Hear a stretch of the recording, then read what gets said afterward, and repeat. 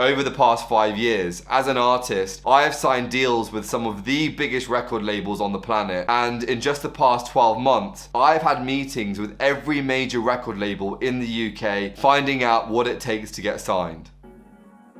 Hey friends, Bedalia here. I am incredibly excited to share with you what I have learned as an artist and as a DJ about getting signed. Working full-time as an A&E doctor alongside building a successful music career, I've had to work smart to make my dreams come true. So you can be sure that what I tell you here will get you to where you want to be as efficiently as possible. Whether you're a singer, songwriter, or a budding international DJ, then this video is for you.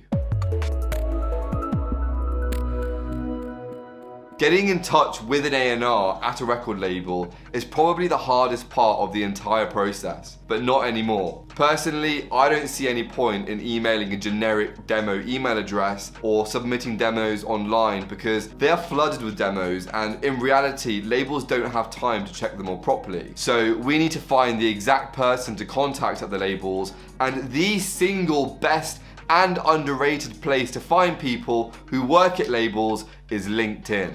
As creatives, we naturally spend most of our time on platforms that look nice, like Instagram or TikTok, but in reality, it's not streamlined enough to find businesses or make connections. Remember, record labels are businesses who have the employees, and LinkedIn is the place for businesses and employees. So make an account on LinkedIn and literally search the names and locations of record labels or the types of people who work in those labels, and you will find the specific names of people to contact. For example, type in Sony Music and it'll bring up a list of people who work there. Scroll through their profiles, do a bit of research to find the right person at the right label for you, and once you've got their name, it's literally just a matter of trying to figure out their email address, which could be as simple as firstname.lastname@sonymusic.com, or find them on Instagram and DM them.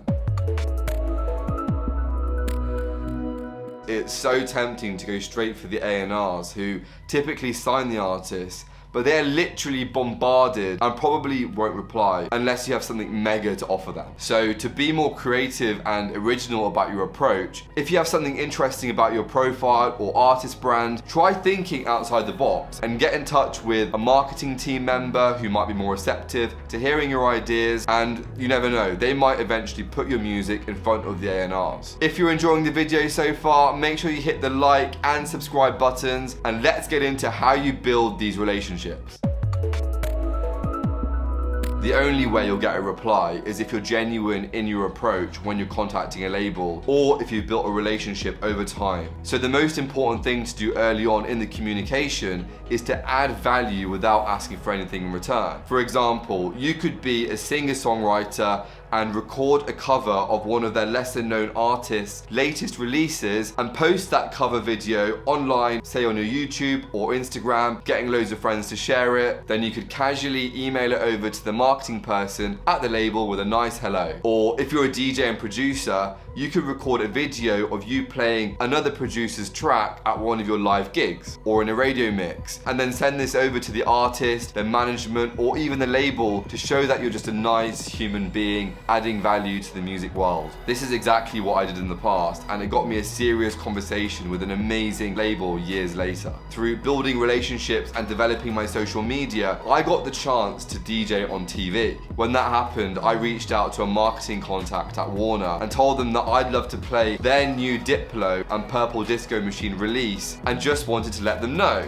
They were so supportive. They sent me the music files, and after the broadcast, I sent them a recording of it, which Purple Disco Machine then posted on socials, reaching thousands more people, and Diplo even commented on it. It was mad. Then a few days later, the head of A&R at the label followed me, and a year later, I had a call with him about my new music. The key here, yes, is to be strategic, but you also need to be very genuine and honest in your approach, adding value wherever you can.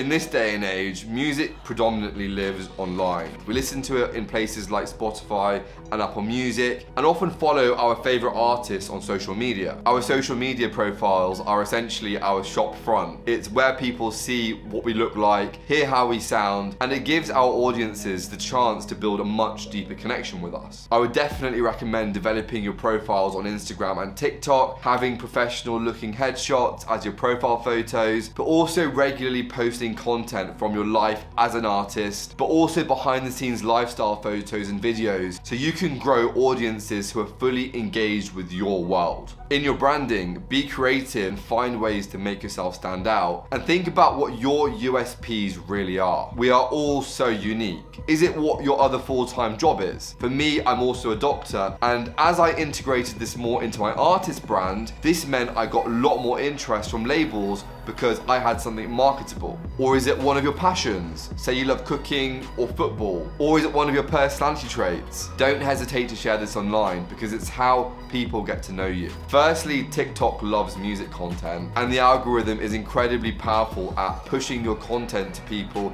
who don't follow you, meaning that you can reach new audiences and get new followers much more easily than on platforms like Instagram. Don't overthink what you post. Trust me, the most raw, unedited videos can blow up. If you can prove to labels that you and your music is marketable and that media outlets are interested in supporting you, they are more likely to take the risk and invest in you. In your music genre, there'll be loads of online magazines and press outlets where you can submit your new music for reviews and playlisting. Personally, I love the platform Submit Hub, where you can upload your song and literally send it out to hundreds, if not thousands of bloggers, radio stations, YouTube playlists, Spotify playlists, for free. But if you pay just a few dollars, you can reach out to way more people and increase your chances of success. I know people who have been picked up by huge music channels through this, have got thousands of streams on their music, and this looks lovely to labels. In the UK, I also love BBC Introducing. It's a platform online where, as an artist, I can upload my music, and then radio teams across the country will listen to it and consider playing it on radio. There are so many things like this out there, so make sure you find out what's going on in your local area and try and get that support on radio. You can use the LinkedIn method that I told you about earlier to reach out to the radio producers who create those radio shows. Drop them a message, add some value, and ask nicely if they'll play your music on the show.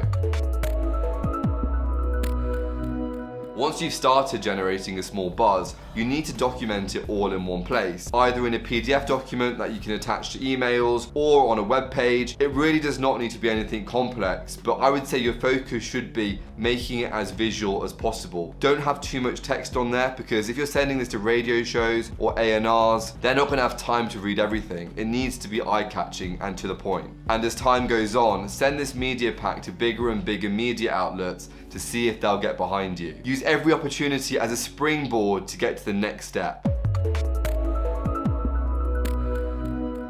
The way you can maximize your chances of getting that dream record deal is to be consistent and persistent. Honestly, you have to be committed to playing the long game, releasing high quality music regularly, posting on social media regularly, and continuing to reach out to people and build your network. The trajectory is up and down, but if you commit to the process, you will see growth over time. Following these tips myself, I've managed to secure my own deals with labels, recently signing with Smash the House, one of the most iconic independent dance record labels on the planet. The week I signed that deal was crazy, as I was also preparing to go on a UK tour with Fatboy Slim. Make sure you check out the vlog of that week, which is on screen here, to see all the behind the scenes action. If you've got any questions, make sure you drop a comment below, and I'll see you guys very soon.